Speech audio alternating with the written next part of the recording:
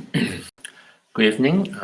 Welcome to Monday's guided meditation session at Vajrayana Institute, and I'm Wai Cheong. So we will be starting with a calm abiding meditation, followed by a meditation on equanimity. For today's calm abiding meditation, I thought to highlight a particular perspective, which is to think of calm abiding meditation, especially the states that we are trying to cultivate. The meditative state of calm abiding, where we somehow manage to calm of our body and mind of the various disturbances, the various kind of factors that are lead to tension in the body or agitation of the mind. So we try to calm all those disturbing factors down, so that they are no longer impacting negatively on our own body and mind. And in turn, allows our entire system, our body, our mind, the different functions and aspects of our mind to work harmoniously together.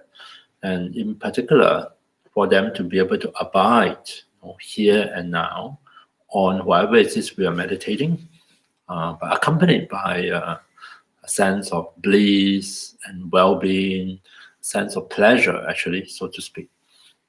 So this state of calm abiding arises when we are able to bring together all the right conditions, all the right supportive conditions. So I like to think of calm abiding as a state of body and mind, or a state of our system that we shift into when the conditions are right. When the conditions are gathered and they are well mutually supportive of one another, then we'll find that our entire system shift into this different state of functioning, a state of calm abiding.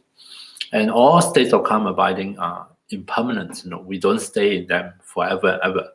The conditions gathered, we find ourselves shifting, going deeper and deeper into our meditation.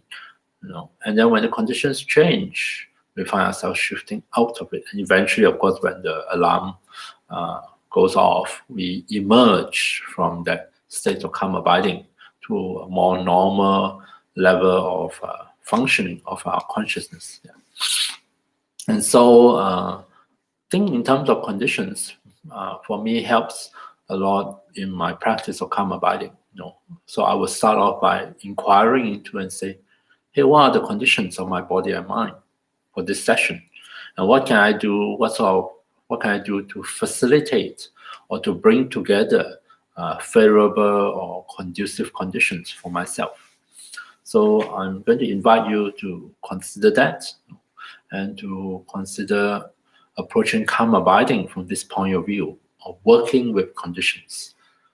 So often we think of calm abiding as some kind of, because we live in a very goal-oriented society, we think of calm abiding as some kind of fixed goal that we're going to achieve, and that's it. We have done it, we've made it. But actually, it's not true. It's a state of meditation. It's quite often like we get, let's say we manage to arrive at it, but we don't stay in it forever, because conditions in our life change. Conditions of our own body, our own health, our own mind will change. And as the conditions change, we may find that certain times we find easy to enter into deeper states of meditation, and other times we seem to have lose touch with it. We seem to have strayed away from it. We can move towards it, and yet we can also stray away from it. And so it's not a kind of fixed goal that once you arrive, then that's it. You have done it, and you will have it forever and ever. That's not true. I mean, of course, with practice, we will find easier and easier to enter into it. We become second nature for us to bring together those conditions, or the conditions will come together more readily. But nonetheless, it's not a permanent state. Yeah. Just because we are more skillful in getting into it, which is wonderful. That means we will find that it's less of a struggle with practice, become easier and easier. And we may be able to abide in it for a longer period of time. We may have much deeper experience of it, but it's never going to be permanent. So as circumstances in our life change, as circumstances or conditions of our own body and mind change, we will notice changes in our meditative experience. Yeah. So working with conditions, thinking in terms of conditions, for me, makes the whole practice so much more enjoyable. In that case, I don't feel like my mind is less of a yo-yo. I won't think that, oh, today I've succeeded, I move closer to my goal. Then tomorrow I feel, oh, I have failed, I have relapsed because I seem to move further away from the goal. I no longer measure progress in this way, as moving closer, moving further away. I measure progress as how much better I am at bringing together the favorable conditions, and when they come together, obviously there's a change in my meditative experience. And when occasions where things didn't seem to work out very well, that becomes a lesson in paying close attention and to find out, hey, what's happening here? Am I missing out on some conditions, or are there other interfering conditions present? So I get to learn about myself. I get to learn about the changing conditions in my life and how they impact my meditative experience. I'm also better able to work with changing conditions. So if this changed, then I would do something a bit different, and if that changed, then So I learned to sort of rebalance the system. And I find it so much more interesting to think in this way and to work in this way. So I'm going to invite you to join me today, come abiding meditation, and we just work with conditions. First conditions is posture. We check in our own body and mind and say, all right, which posture is most conducive for this session? There is no one perfect posture that we're supposed to abide in and stay in it forever and ever. Some days, of course, maybe those of us who are used to sitting posture is the best, wonderful. Or sometimes you may find sitting on the chair is helpful. Other times sitting on the floor cross-legged is helpful. And maybe lying on your back is helpful. It's always good to give ourselves more options and possibilities. Some days you're just physically so tired, or your back problem is really acting out. It's really hard for you to sit, or just lie down. And then maybe problem solved. So that conditions is posture. So I invite you to adopt a suitable meditation posture. I'm going to ring this bell to signal the start of our calm abiding meditation.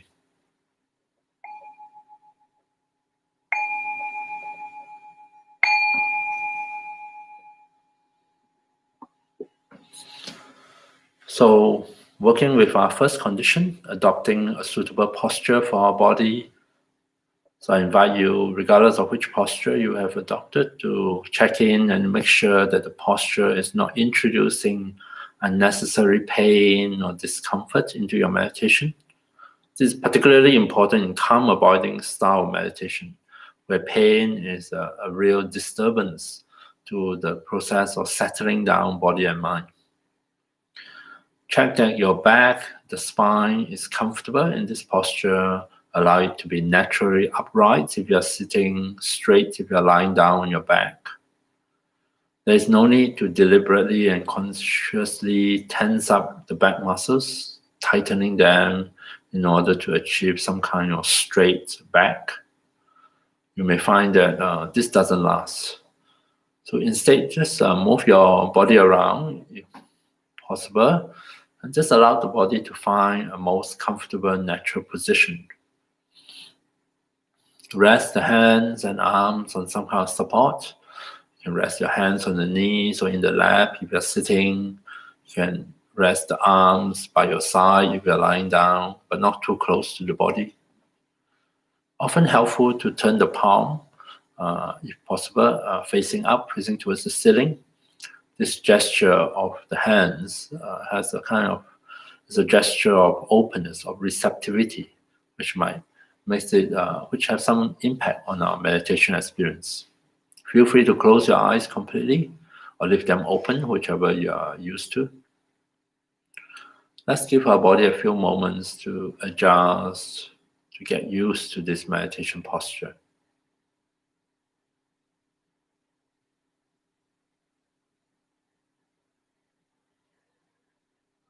See if you can somehow reassure your body Then in this posture, it is well supported, well balanced, and safe. Allow the whole body to feel that it is resting on a surface that is solid, firm, and stable. And in time, our body will respond by loosening up a bit, unwinding a bit. It starts to release some of those unnecessary contractions and tightenings. And as it does so, it will allow itself to settle back and to settle down and to become comfortable in this meditation posture.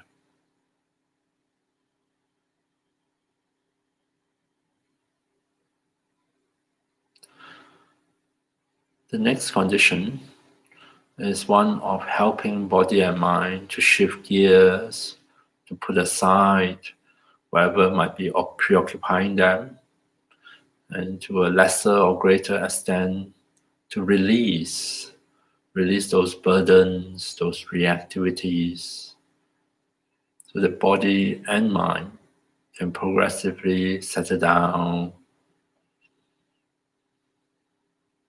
and incline themselves towards the state of calm abiding. So to facilitate this condition, we are going to engage in a simple practice of mindfulness of body, inviting our attention, inviting our mind to come back, to be in touch with our own body, with the bodily sensations. So I invite you to start at the crown and allow into your awareness sensations at the crown, subtle sensations, most probably a little bit of tingling sensation at the topmost part of our body. Could be a slight feeling of pressure, feeling of warmth or coolness or anything else. And maybe nothing at all, which is also fine. Moving downwards, allow attention to scan downwards, touching the face, be aware of sensations at your own face. Are you tensing up unconsciously some of the muscles of the face? For example, tensing the muscles of the forehead, or the muscles around the eyes, or those at the jaw.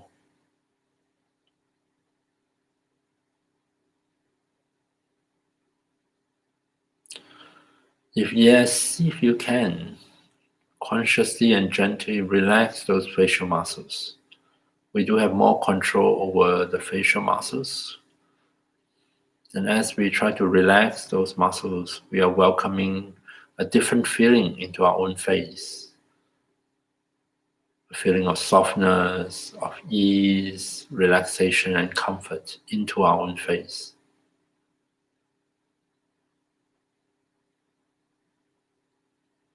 Become aware of sensation at the sides of the head, at the back of the head, and maybe even inside the head.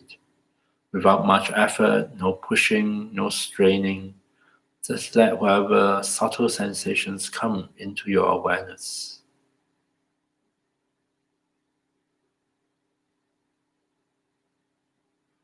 Moving downwards, become aware of sensations at the throat, at the neck, and at the shoulders.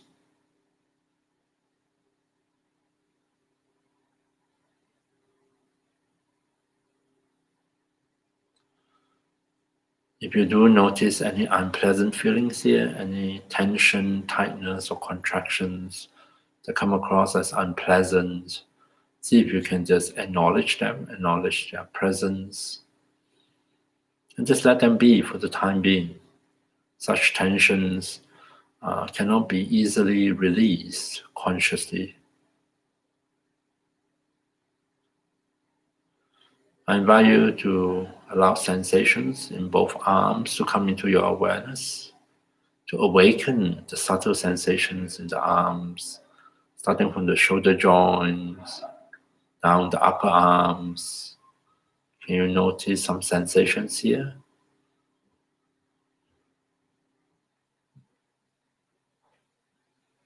How about subtle sensations at both elbows?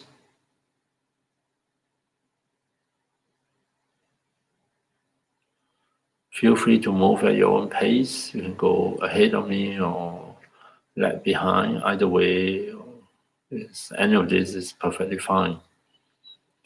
Notice sensations in the forearms.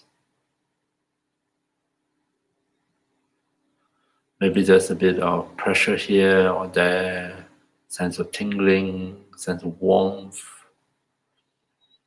sense of the touch of fabric against skin, sensations of tensions or tightness.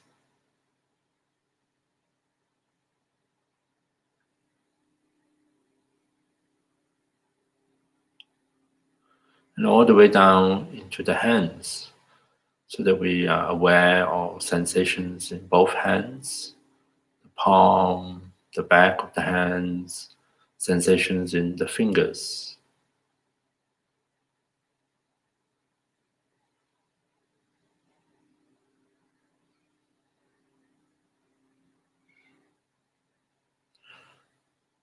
Having awakened the sensations in both arms, now see if you can give permission and just allow both arms to rest comfortably on their support, to transfer the weight or any burden on them onto their support.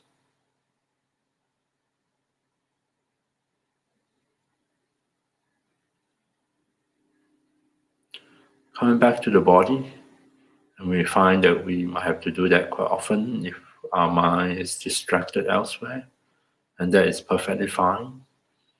Coming back to the chest, see if we can tune in and notice any sensations here at the chest.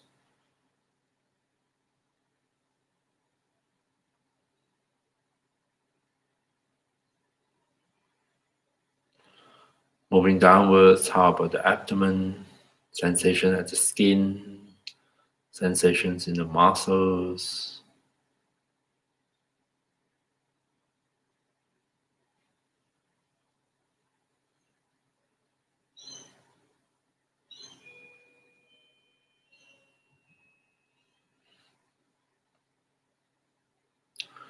Moving further down to the pelvis, the pelvic region, be aware of sensations here. Practice mindfulness of the body, reconnecting attention, our mind, with our own bodily sensations.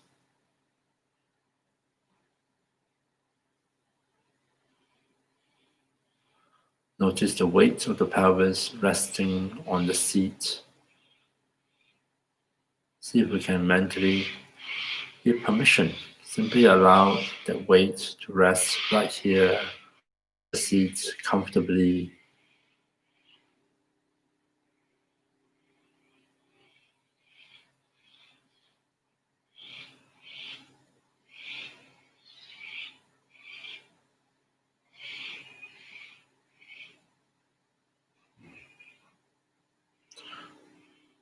Continue down to both legs. We allow sensations here in both legs to come into awareness. Starting from the hips, down the upper legs, all the way to the knees. Simply allow any simple sensations to come into our awareness.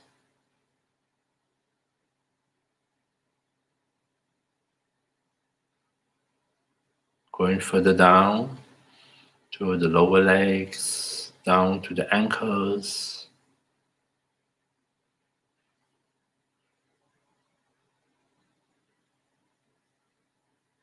And eventually we arrive at both feet. Let into your awareness sensations from the soles of the feet, the top of the feet, including the sensations in the toes.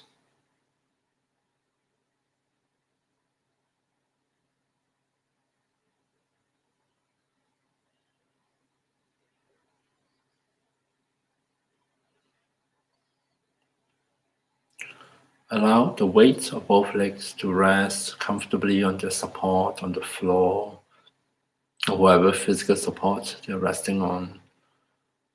Transfer their weight onto that support.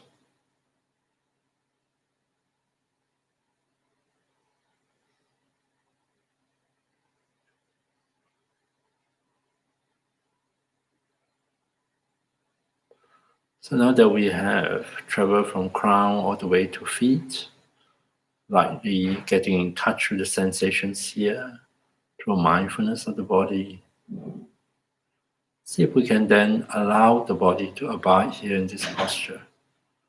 Allow it to continue to settle down, to unwind, to feel more and more comfortable in this meditation posture.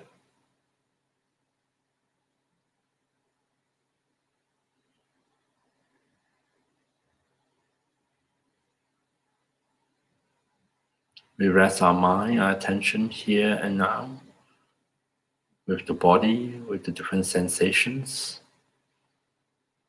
And see if we can highlight to ourselves any pleasant feelings that we notice.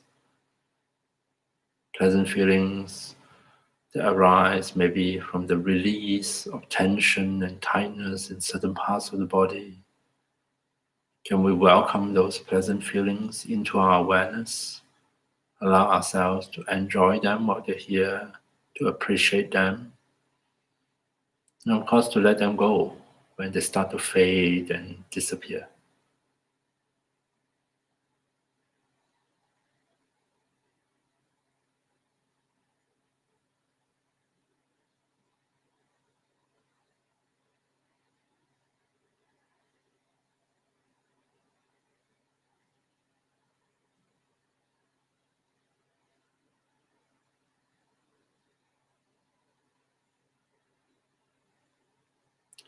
Resting our attention here and now, being open to any pleasant feelings, however faint they may be, pleasant feelings that arise from within our meditation.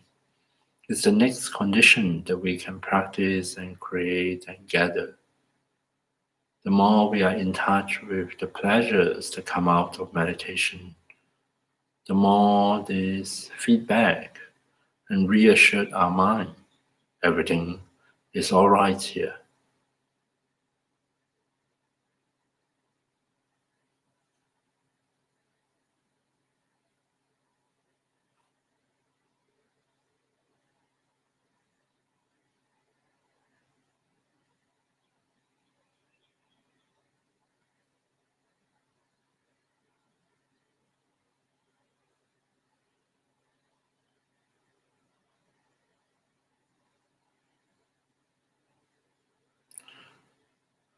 And now, having practiced mindfulness of body, mindfulness of feelings, however, whatever pleasant feelings we can notice, let's move further to mindfulness of the mind.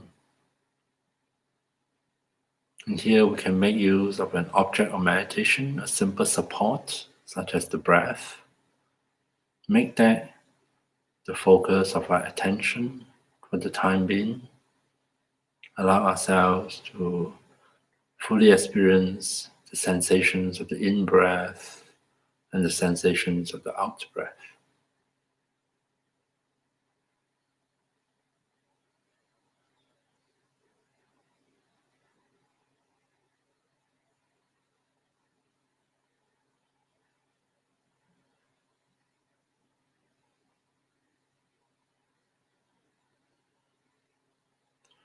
Coming back to the breath, attending to the breath sensations flowing in and out.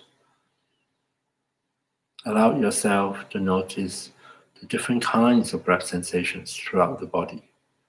Don't feel that you need to confine yourself to one particular spot. Instead, welcome the wave-like movement of sensations that we call breath into your awareness.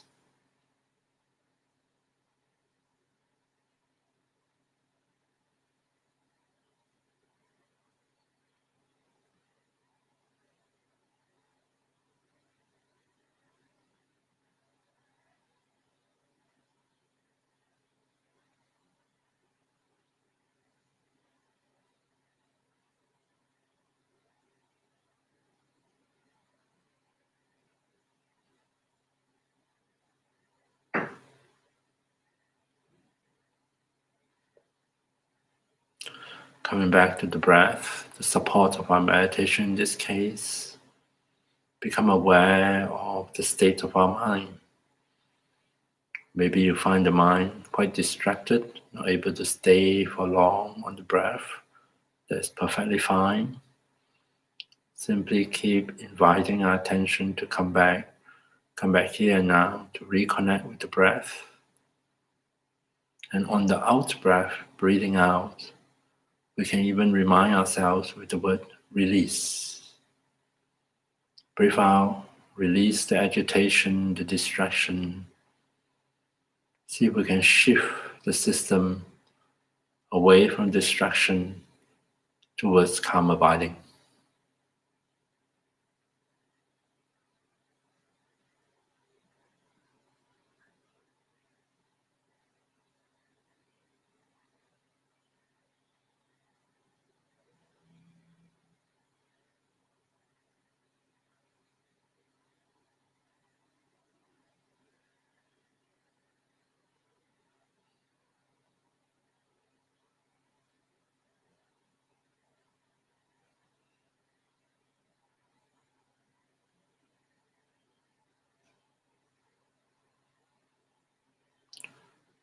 Coming back to the breath, attending to the breath, noticing the state of the mind. If the mind feels very dull, very dark, very sleepy, choose to focus on the in-breath instead. Breathing in, remind yourself you're taking in fresh air, fresh supply of oxygen. It will flow into your lungs, into the blood, to every cell, including the brain. The oxygen will help us to metabolize, to release energy, and maybe it helps to awaken the mind, to uplift the mind, to energize the mind.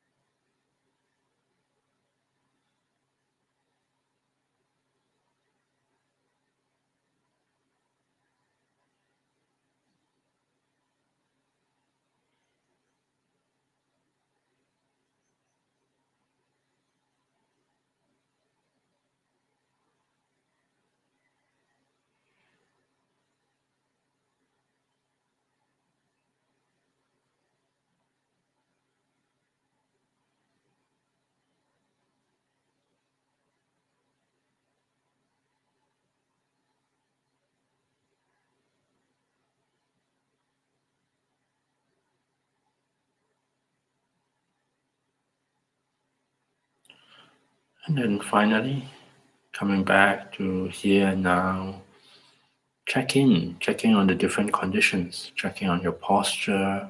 Does it feel comfortable, supportive, or maybe not?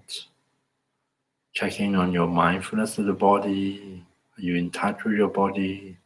What sort of effects you notice? Checking with mindfulness of feelings.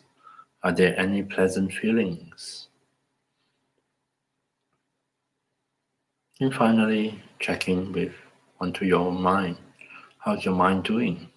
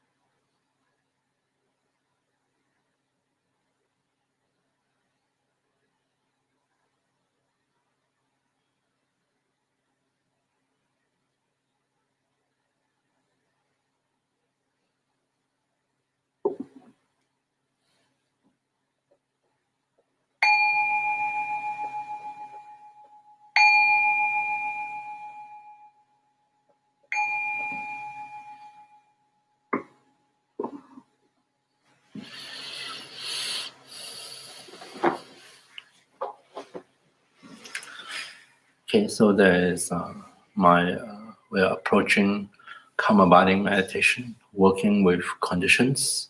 So, for example, towards the end of just now the meditation, I feel very sleepy. My mind is quite very bright and alert. So that is the conditions of my meditation for today, and certain factors, could be tiredness, could be sleepiness, becomes prominent and predominant. And sometimes we can work with them immediately in the meditation, and other times maybe not. Maybe because due to sleep deprivation, then maybe I just need to catch up on my sleep, so to speak. Yeah. The second meditation today, following what I've been trying to do over the last week or so, is to look at the four immeasurable qualities of the heart. And today we arrive at the fourth, which is equanimity.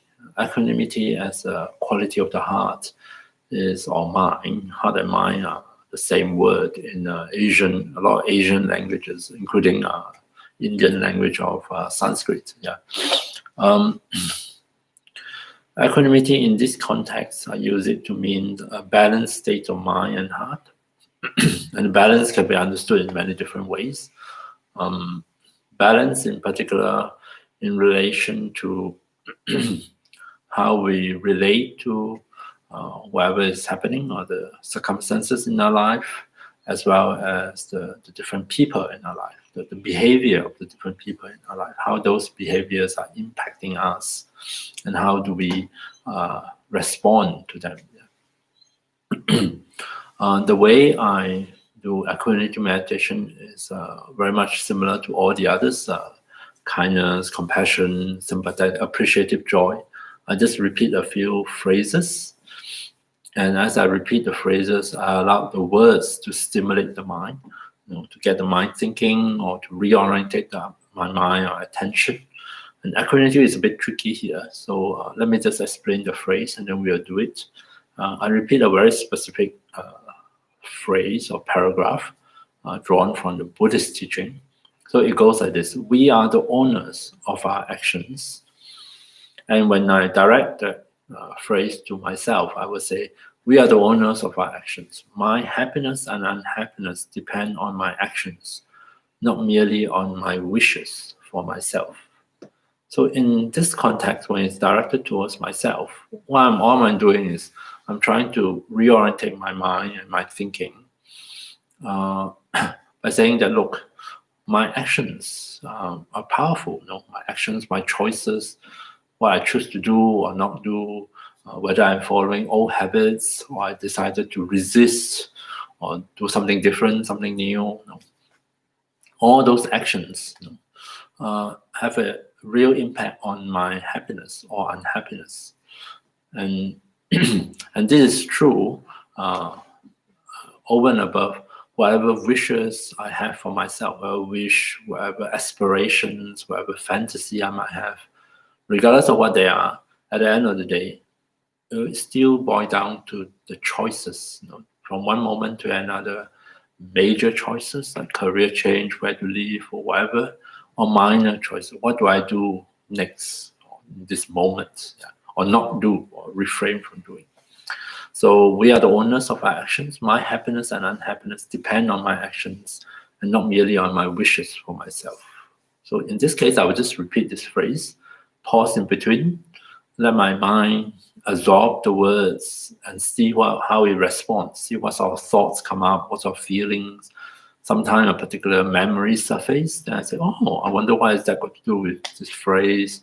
Sometimes I sit there and think a little bit about my own understanding of the meaning of equanimity or not. Yeah. So I would just repeat the phrase in my mind, pause a bit, and then repeat it again, pause a bit, and see what has been stirred up and see what happened. And that's how I meditate on it. The second half of the meditation, I turn my attention outwards to others in my life. I would say to each one of them that come to mind, we are the owners of our actions. Your happiness and unhappiness depends on your actions, not merely on my wishes for myself. And this can work very differently depending on who the person is, your relationship with the person, in the past or in the present, what sort of interaction you have with this person. And you can interpret this phrase in many different ways. But it's just a start. It's just to get things moving. And I find this particularly helpful when we're dealing with others in our life that have that influence us greatly. And we're trying to figure out where to draw the line as to like what can I do for this person and what I have to let go, and where this person's when or where I allow this person's actions or choices affect me, or when I say no, that's not going to happen. When to say yes and when to say no, so to speak. Yeah, we are the owners of action. Your happiness and unhappiness depend on your actions, not merely on my wishes for you. In particular, I might wish you to be well, but if you choose to act in such a way that is self-harming or damaging, there's a limit to what I can do. I might, on the other hand, wish you to be unwell. I might harbor hatred or anger towards you. But if you persevere in making the right choices and doing things in a way that is conducive to your happiness, I also have to accept that you're most likely to be happy in spite of my resentment or my negative thoughts.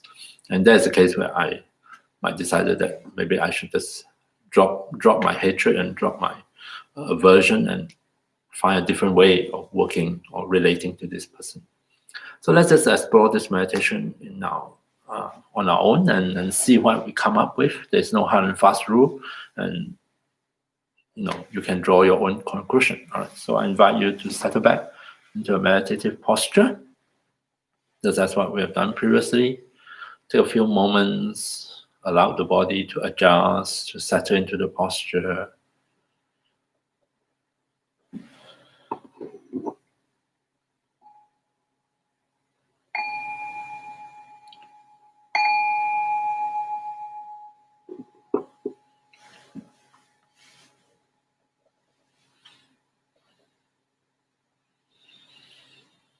Check in and make sure that the posture feels supportive to you. It does not introduce unnecessary pain or discomfort. And instead, your body feels so well supported and safe in this posture that it actually begins all by itself to loosen up. The body starts to let go of some of those unnecessary contractions and tightenings. And given time, our body will be able to release what is unnecessary and to settle down or settle back comfortably into the meditation posture.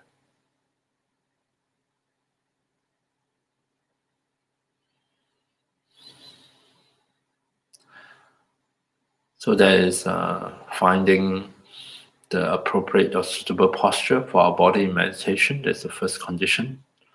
And for the second, the next condition of mindfulness of body and mindfulness of feelings, we can make use of the breath as a support. So see if you can, once again, get in touch with the sensations of the breath in our own body, attending to the in-breath and the out-breath. And feel free to come back to the breath sensations if we do get distracted. Let's focus mainly on the out-breath, breathing out. If we are sensitive, we can even tune into a very subtle sense of release. The muscles of our diaphragm and chest relax, allowing the air to flow out.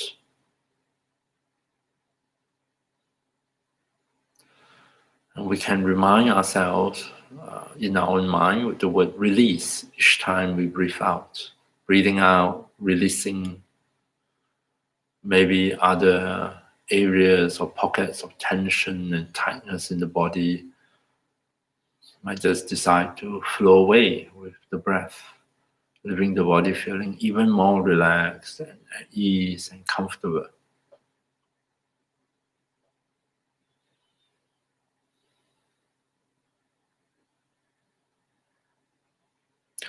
And here, a good place to start, of course, as usual, is our face, where we do unconsciously, at least for some of us, unconsciously tense up certain muscles, maybe tightening the forehead, tensing up the muscles around the eyes, or clenching the jaw.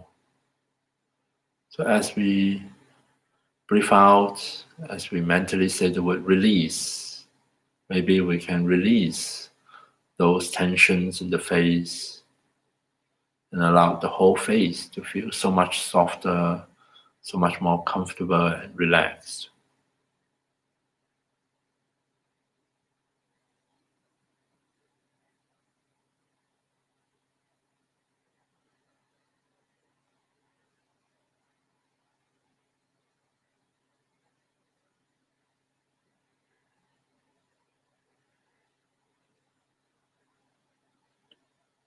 Coming back to the breath, breathing out, releasing, helping to shift our body and mind, helping them to settle down,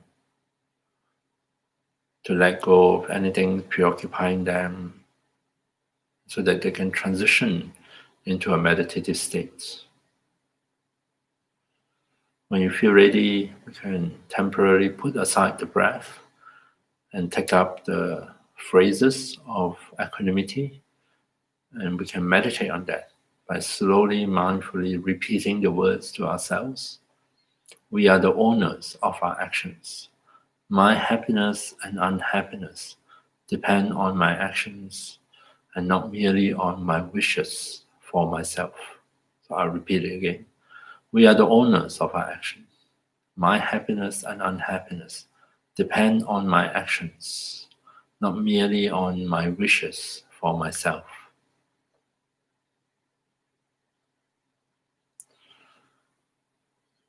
So we can just slowly repeat the phrases with a pause in between each repetition. We can leave it as it is and see what happens as the words sink into the unconscious, into our mind and heart. What sort of response may come forth? Or we may take a more proactive role and think and reflect and ponder on the meaning of the words for ourselves. Or more likely than not, you may find something being triggered, a memory, a scene, some idea, some feeling, some reactions. You like it, you don't like it. Work with whatever comes forth. And periodically come back to the phrases and start again.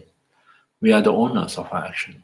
My happiness and unhappiness depend on my actions and not merely on my wishes for myself.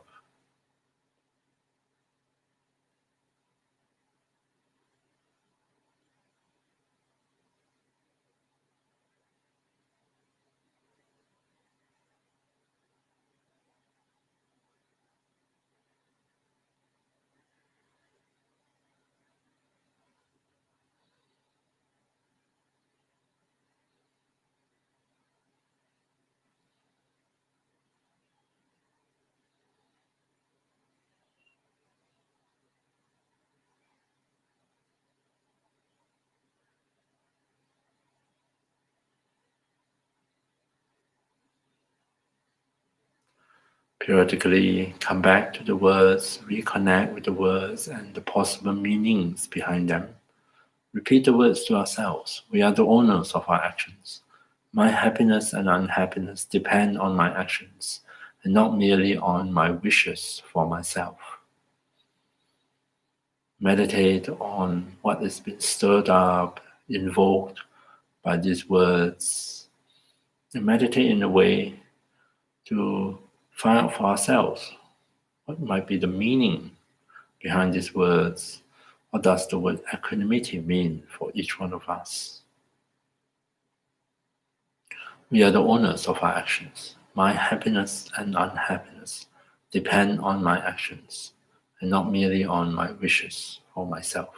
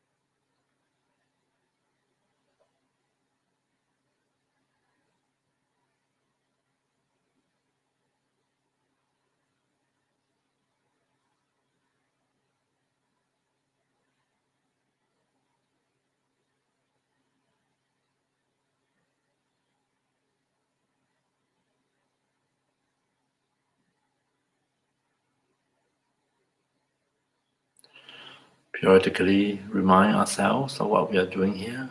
We are the owners of our actions. My happiness and unhappiness depend on my actions and not merely on my wishes for myself.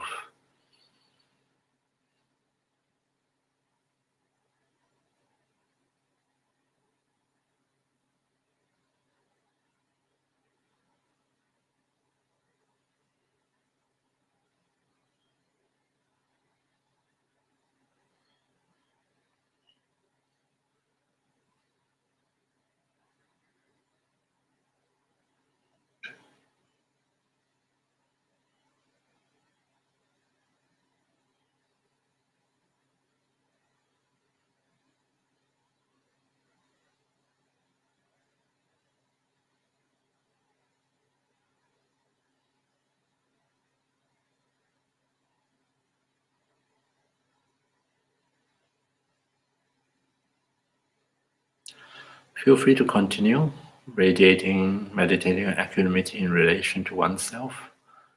Otherwise, you might find it interesting to turn our attention outwards. Bring to mind someone close to you, someone that you know fairly well. Maybe even picture this person in our own mind. And then, in relation to this person, let's repeat the phrases, changing the wordings. We are the owners of our actions. Your happiness and unhappiness depend on your actions and not merely on my wishes for you. I repeat, we are the owners of our actions. Your happiness and unhappiness depend on your actions and not merely on my wishes for you. So, similarly, as you say the words, direct them towards this person. Take care of your tone of voice, how you say it, makes a lot of difference. And let's explore what sort of reactions or responses might be triggered by saying these words. And you might find yourself thinking about it, reflecting about it. Maybe some feelings are stirred and come forth. We are the owners of our actions. Your happiness and unhappiness depend on your actions and not merely on my wishes for you.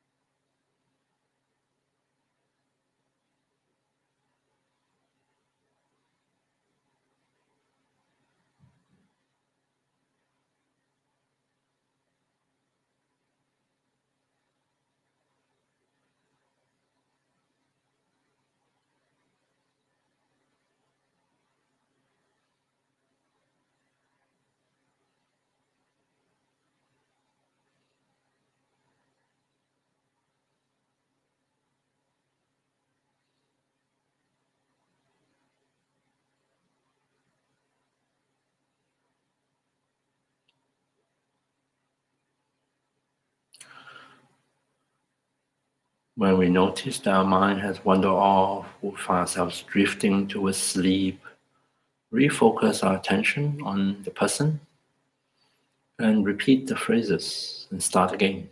We are the owners of our action. Your happiness and unhappiness depend on your actions, not merely on my wishes for you. Feel free to stay as long or as short as you like with each person and try it on others if you like, moving from one person to another, repeating the words, and just check in at least to see how you respond and what other feelings might arise.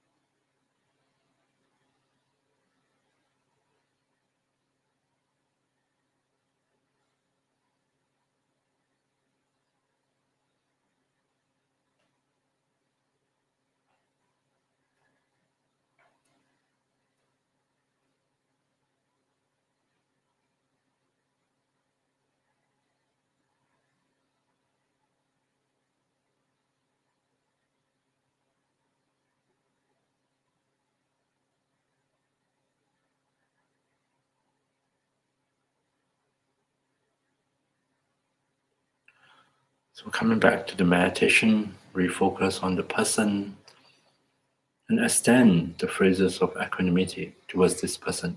We are the owners of our actions. Your happiness and unhappiness depend on your actions and not merely on my wishes for you.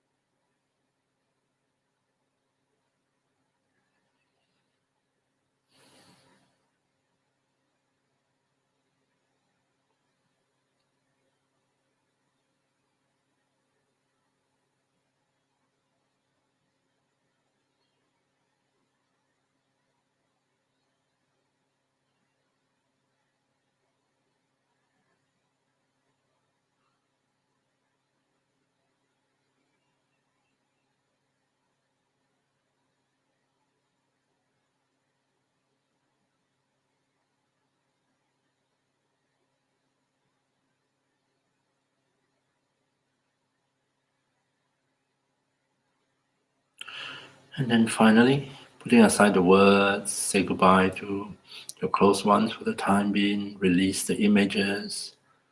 In our mind, let's gather up anything positive or helpful to come out of this evening's meditation. And let's dedicate directing this positive momentum we have created directly towards the fulfillment of our wishes and aspirations for ourselves and also for others.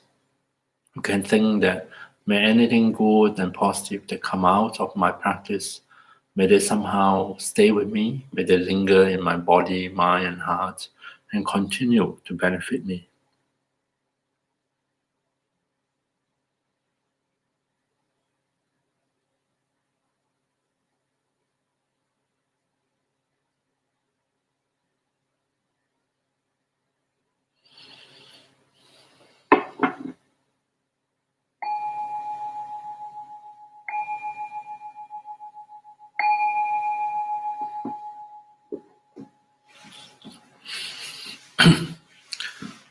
So with that, that concludes actually this year's guided meditation on Monday. This will be the last session of the year. I'll be back next year, so do check VI's website for the exact date. I don't know about that yet.